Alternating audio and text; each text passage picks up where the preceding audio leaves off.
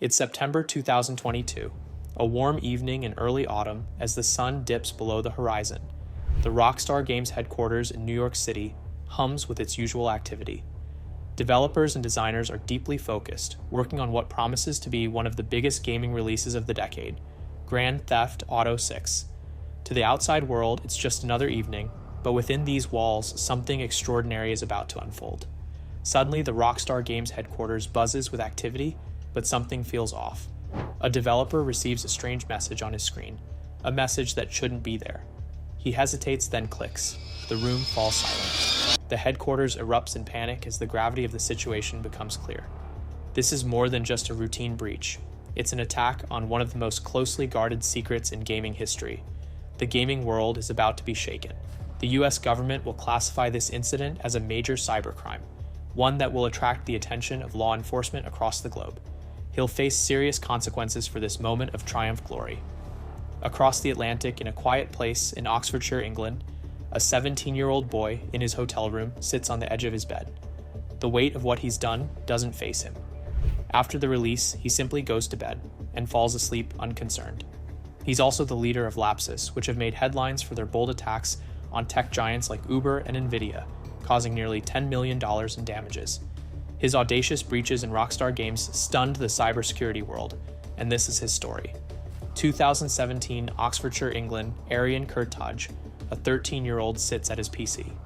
He isn't your typical English teenager. He suffers from autism, ADHD, and many other complex health diagnoses. He loves his PC, video games, and his bike. At some point, Arion starts cheating in his video games. This gave him his first taste of using a computer to do things you're not supposed to. Things that felt powerful and exciting. He is slowly becoming interested in it all. After some time, he shifts his focus to more complex forms of Minecraft hacking. He begins learning everything he could about how computers work, and more importantly, how to manipulate them. By 2019, now almost 15 years old, Arion had moves on from Minecraft to experimenting with something more exciting: hacking random websites. Just to see if he could, it was an exciting time to get into hacking. Many decentralized hacker groups were thriving, and getting into their secret chats gave you a front row seat to their actions. Arion is fascinated. After hanging around secret chats for a while, he starts finding some groups. At that time, some of the big names were showing how to make global headlines all from the comfort of your bedroom. On top of that, some of the members were linked to several high-profile data breaches. A questionable group, to say the least, and seemingly more advanced than Arion at that time. He's clearly making new friends, something he likely struggled with in real life. In 2021, Arion, along with another hacker named Everlyn, forms a new group called Infinity Recursion. Infinity Recursion engages in bold operations, including fake warrant and subpoena services, by using hacked law enforcement emails. They start sending fake legal requests to companies, demanding sensitive data about anyone they want. The main focus of the group, though, is SIM swapping. SIM swapping is a trick where someone takes over your phone number, allowing them to reset your passwords and gain access to your accounts. People who hold large amounts of cryptocurrency on online exchanges are their primary targets. The hardest part of SIM swapping is usually finding out the victim's email address and phone number. That's where the fake subpoena requests come in handy. Infinity Recursion is quite advanced, and Arion gets better and better at the game. He's making a lot of money with this, but Infinity Recursion never gets the attention he craves. And like most hacker groups, Infinity Recursion doesn't last long, and eventually the members break apart. But not everyone is ready to quit. By the end of 2021, he and some remaining members form a new group called Lapsis, unknowingly setting the stage for everything he craves: fame, recognition, and a legacy as one of the most notorious hackers. This group will bring him the infamy he's been chasing, for better or worse. Just weeks before Christmas, Lapsus makes a big splash by hacking the Brazilian Ministry of Health website. They replace all essential healthcare services with a ransom page, demanding payment for over 50 terabytes of stolen data. The attack grabs major headlines, but despite the headlines, the cybersecurity community remains unfazed.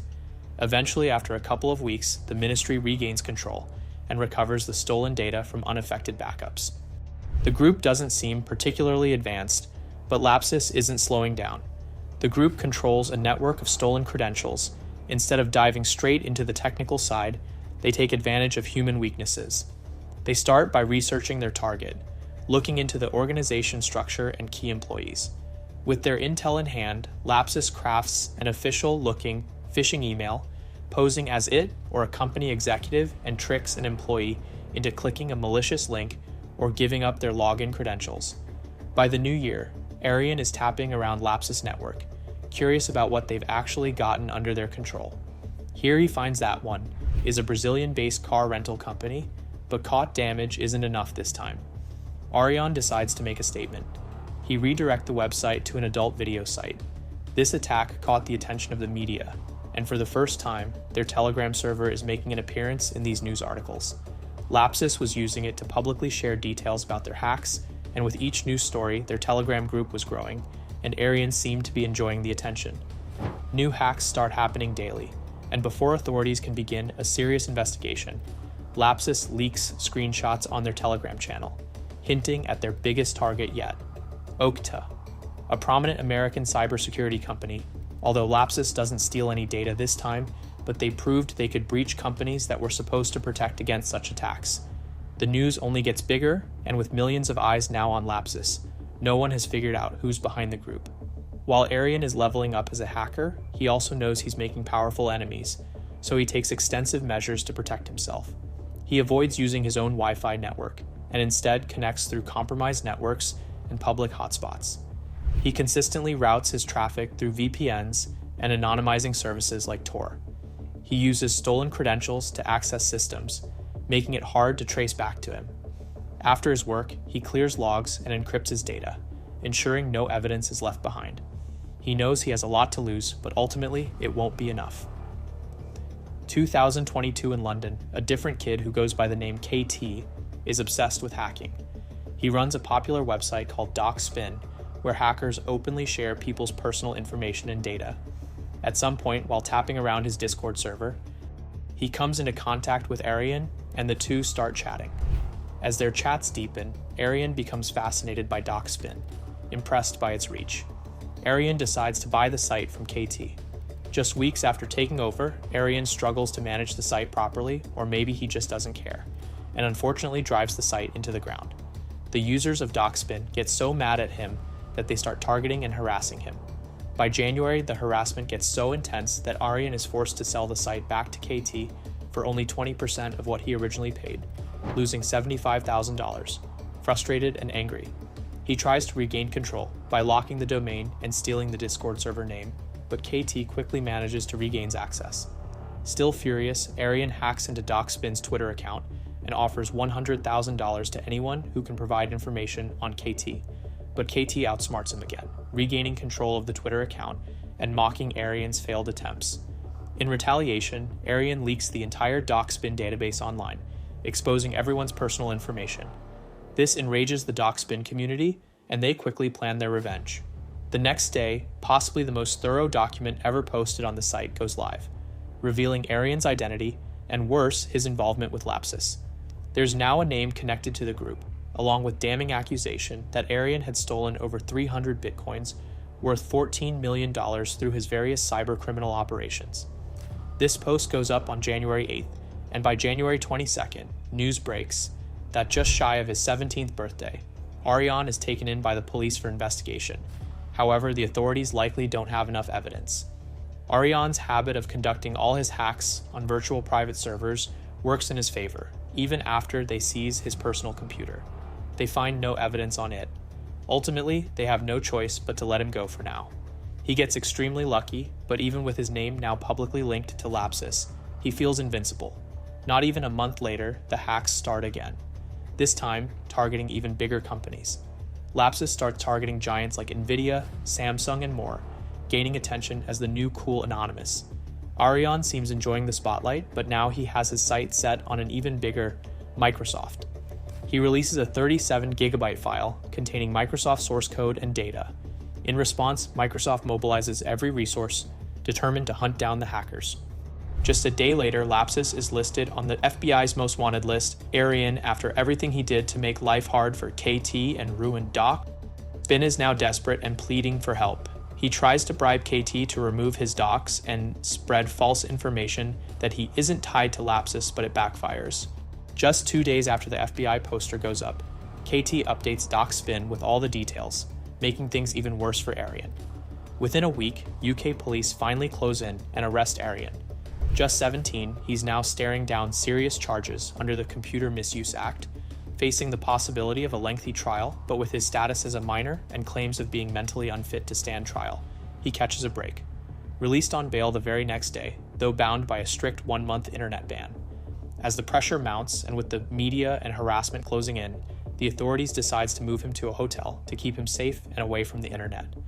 Mid-2022 is a time when everyone is desperately waiting for the GTA 6 trailer. The internet is flooded with fake news and articles about release dates. Rockstar employees are working tirelessly, preparing for one of the biggest releases yet, a game that cost them over $2 billion to create. Arion, now almost 5 months in that hotel room, keeps a close eye on their every move. He quietly begins digging into Rockstar Games systems, starting to extract all the information he can get his hands on, but little does he know, he's about to pull off his biggest hack yet, one that will make headlines around the world. To this day, Rockstar Games operates through 10 active studios around the globe. Beyond their main headquarters in New York, one of the largest studios located in India, and housing nearly 1,000 employees, focuses primarily on art and design. With so much of the company's creative work happening there, it serves as the perfect entry point for his plans. After creating a list of employees who work for Rockstar Games, including phone numbers and emails, Arion tricks the company's support staff by pretending to be an employee who can't remember his password. It works, but the account he gains access to doesn't have permission to log into the backend systems he wants, so he tries again, and this time he manages to gain control of a contractor's account. Now with access to the company's Slack channel, Arion finds the login details of an employee who has access to the channels associated with game development. He uses it to get into Rockstar's internal systems. Suddenly, Arion finds himself with direct access to highly confidential sensitive files related to GTA 6, including unreleased game assets, gameplay footage, and the source code. At the bottom of the file, something too tempting to resist: a leak all button. How could he not push it? The internet explodes as GTA 6 footage leaks on every social media platform, with news articles flooding in one after another. Rockstar's carefully planned teaser campaign is in shambles. In a panic, they contact the FBI immediately.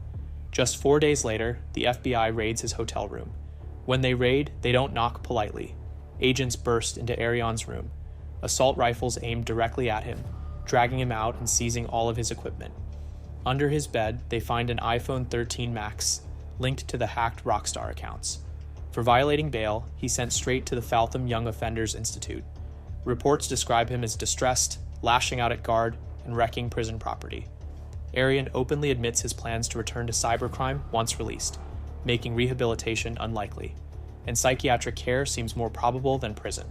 His sentencing remains undecided with ongoing delays and no clear date for a final decision. In August 2023, 11 months after the raid, he finally faces trial, but his autism spectrum disorder leads to a ruling of unfitness for trial. While guilty, he can't be convicted of criminal intent, leaving only community services or psychiatric care as possible sentences. Lapsus caused millions in damages with Rockstar alone, spending over $3.5 million. Arion is later hospitalized due to his mental illness, and his future remains uncertain with ongoing delays in his sentencing. Lapsus has been inactive since, but many likely continue their hacks under new identities more cautious than before. If you enjoyed this video, don't forget to hit that like button, subscribe to the channel, and click the bell so you don't miss out on more incredible stories like this one. Thanks for watching.